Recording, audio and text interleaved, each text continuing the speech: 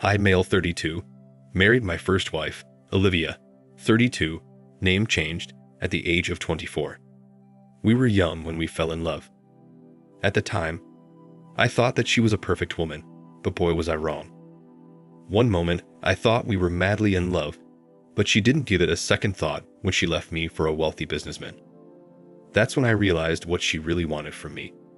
I can't exactly remember the first time I noticed Olivia. We grew up in the same small town and attended the same high school, but we didn't hang out in the same friend group back then. She was one of the most beautiful girls at our school, and I was just some geeky kid. Never in my wildest dreams did I think I would ever have a shot with her. Fast forward to a few years later. I just returned to our small town after graduating from university. I was preparing to start a job at the veterinary clinic and had just moved into a new condo. Of course, it was a big change coming back to a quiet small town from a fast-paced university lifestyle in the city, but I was looking forward to reconnecting with some old friends and being close to my family again. A few nights after settling into my condo, I went out to a bar downtown to hang out with some old friends. I offered to buy everyone a round of drinks and headed up to the bar.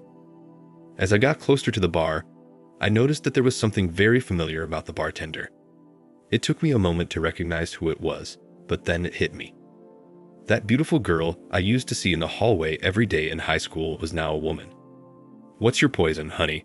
she asked me. Now, I can't lie about this next part. My heart was racing and I was feeling nervous. At this moment, I felt like a geeky teenager all over again. I just stood there with a blank look on my face. It might have only been a few seconds, but it felt like a lifetime. I opened my mouth, and the only thing to come out of it was an awkward, what? I felt like the biggest idiot on the planet. What was wrong with me? I had just spent the last 4 years living in the city, always going out and talking to women. Now I was a nervous wreck. But there was something about Olivia that always made me nervous. "You went to Westbrook High, didn't you?" Olivia asked as she was pouring the drinks. At that moment, I was in complete shock. All these years, I thought I was invisible to her. As the night went on, I kept offering to buy rounds of drinks for the table. I was using any excuse to go up and chat with the bartender. I was meeting with my friends after many years, so none of us wanted that night to be over. Apart from my friends, I found another reason to not leave the bar that night. It was Olivia. I don't know if it was the alcohol or if Olivia was much more down to earth than I initially thought, but I was feeling a lot more comfortable approaching her as the night went on. Before closing, she asked for my phone and put her number in it. Over the next year, things went really well. The clinic I was working for extended its hours, and I was making really good money. I was approved for a mortgage and preparing to move into my first house. Olivia and I started dating after that night at the bar. On our first date, I knew she was the one I wanted to spend the rest of my life with. I proposed to her 5 months into the relationship, and she said yes. We got married within a year. My friends and family thought I was crazy moving so fast with the relationship, but I didn't care.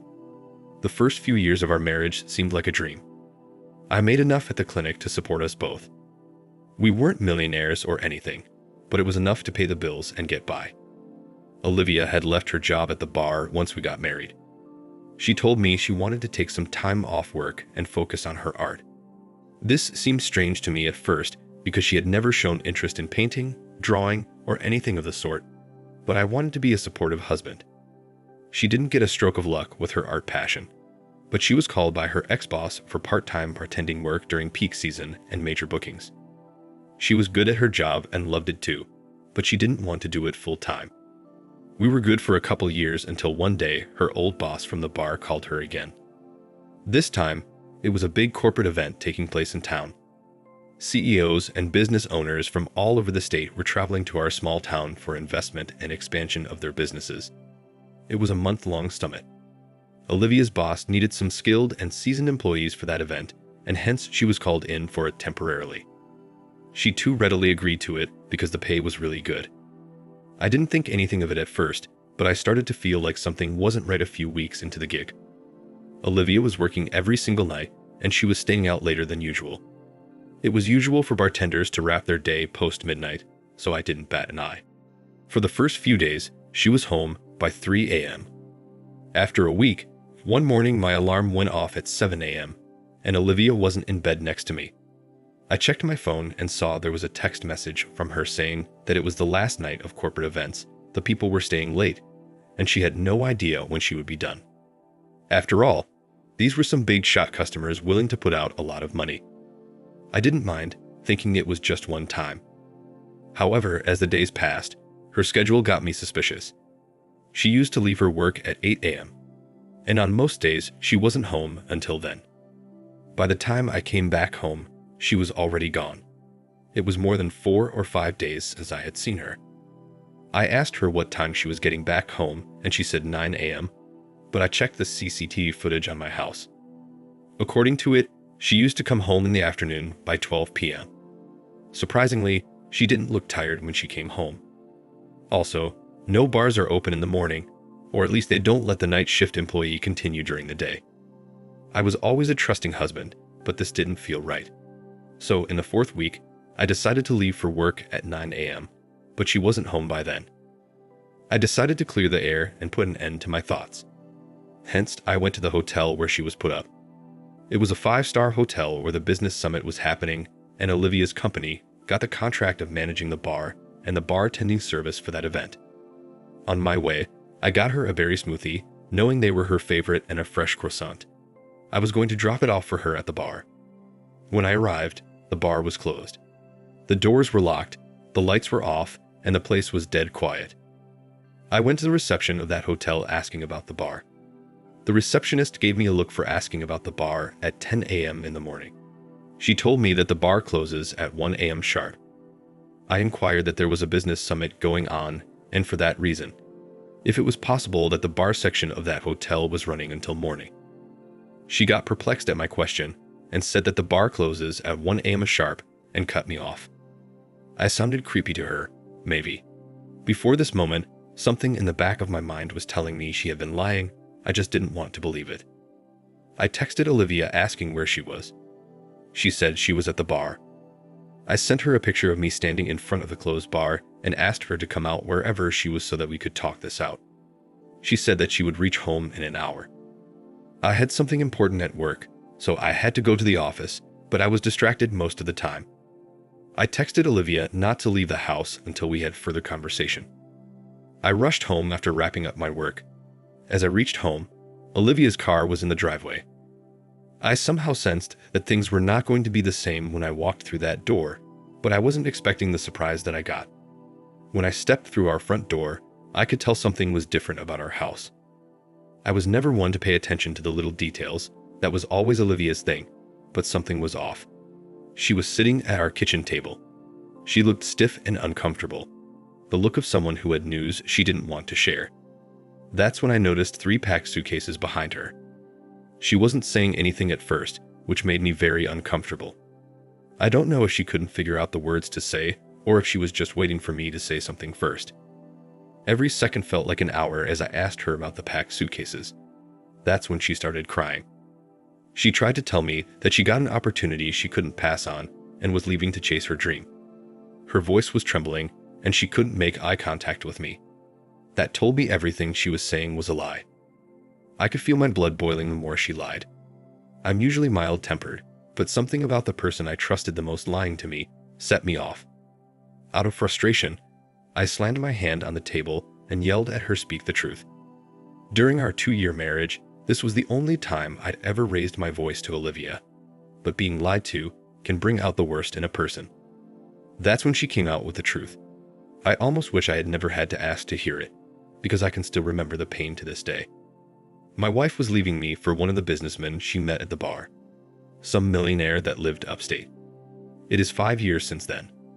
Of course, it was a tough period for me, but the details of that are not relevant.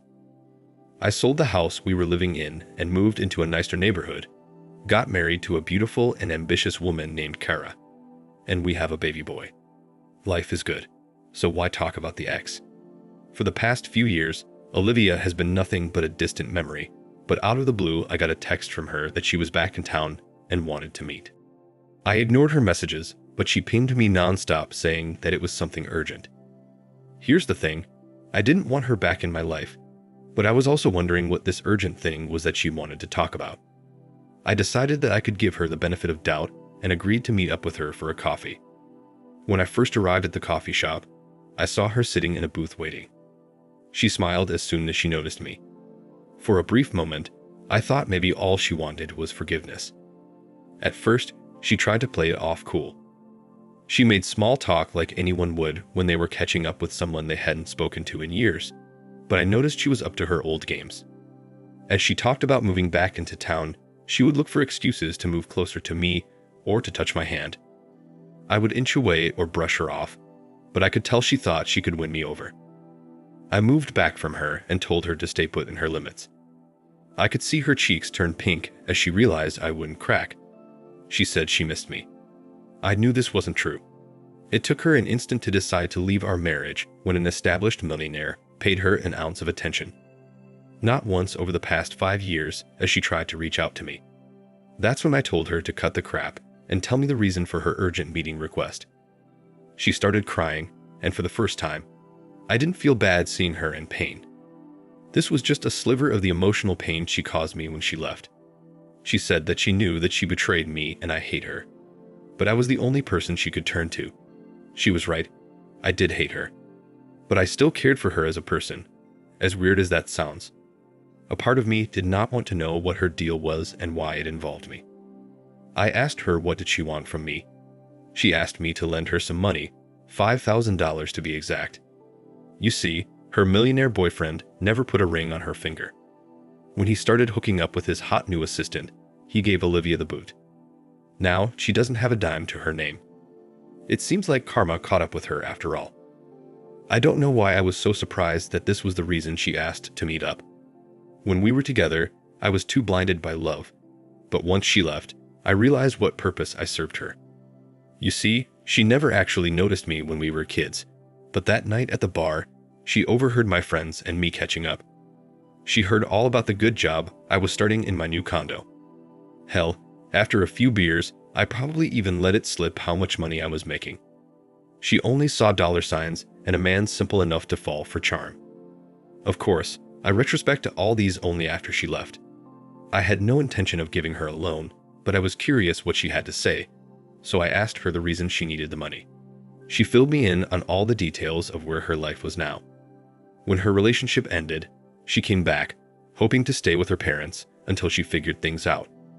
Obviously, she hadn't been in touch with her parents all these years, so she didn't know that they sold their house and moved into a 1-bedroom beachside apartment.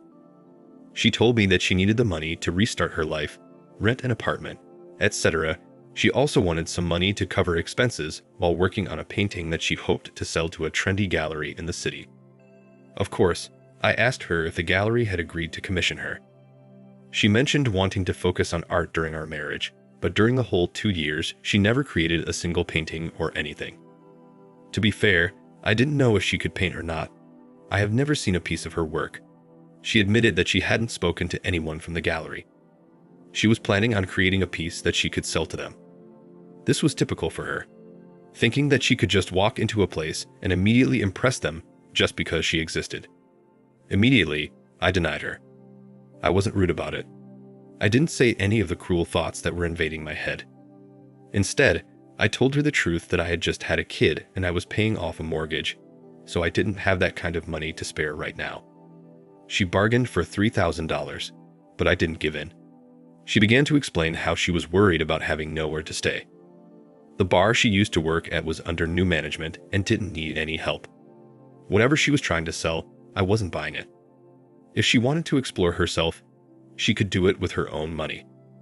I told her that I supported her during our marriage, but she decided to explore her way into a millionaire's bed. I'll never forget how her expression changed in an instant. She went from an innocent damsel in distress to a cold-hearted villain. This is when she told me, "You owe me actually. I didn't come for anything during the divorce. I should have gotten an alimony, or at least half of the money you got from selling the house, but I let you off easy. That can change though." That was enough for me. I might have thrown a few curse words her way. Who wouldn't? But that was the last time I would give her the benefit of the doubt. When I got home, I blocked her on all social media apps. Just to be on the safe side, I did speak with a lawyer. Well, sort of. My colleague's brother worked for a law firm, and he lets me know that in this state, an ex-partner can't go after alimony after the original divorce case has been settled. Even if she did get a lawyer, she didn't have a case to move forward with. Plus, she doesn't have the money to fight a case. I'll give her props for trying, but she won't fool me again. I blocked her number as well as all social media apps. Of course, living in a small town does make it impossible to avoid hearing about someone completely. As much as you try to distance yourself from them, someone else will eventually bring up what they're doing.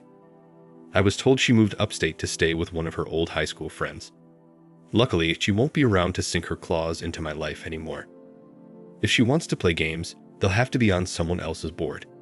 In the subsequent weeks, my wife, and our baby spent 3 weeks traveling around and exploring the state. I was surprised by how good of a traveler our baby was. So, on our way back, we stopped at a diner just off the highway. It didn't look like the nicest place on the outside, but it was convenient. Kara and I were both too hungry at this point to be picky about where we ate. Once we were seated and placed our orders, I excused myself to use the washroom. As I was washing my hands, I heard some commotion outside the doors. It sounded like a manager schooling one of the employees. I heard the manager say it was the 3rd complaint they have gotten about the employee in that 1 week. Apparently, she gave a 4-year-old hot sauce instead of ketchup. Then, I heard a voice that sounded very familiar. I couldn't put my finger on how I knew it.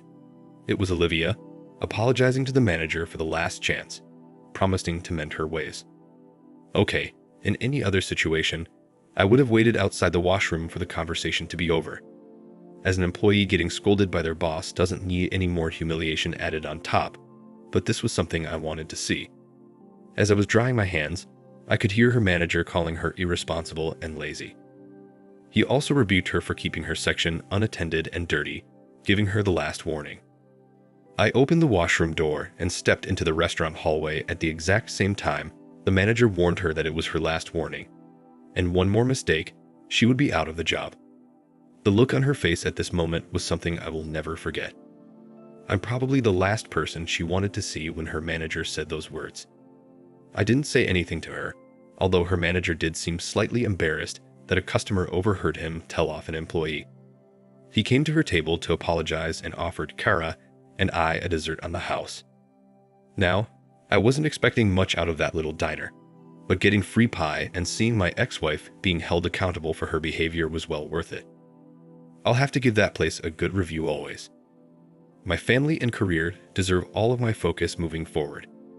I guess she got what she deserved. Thank you for watching. Like, comment, and subscribe if you enjoyed the video. Until next time, I'll see you again. Take care.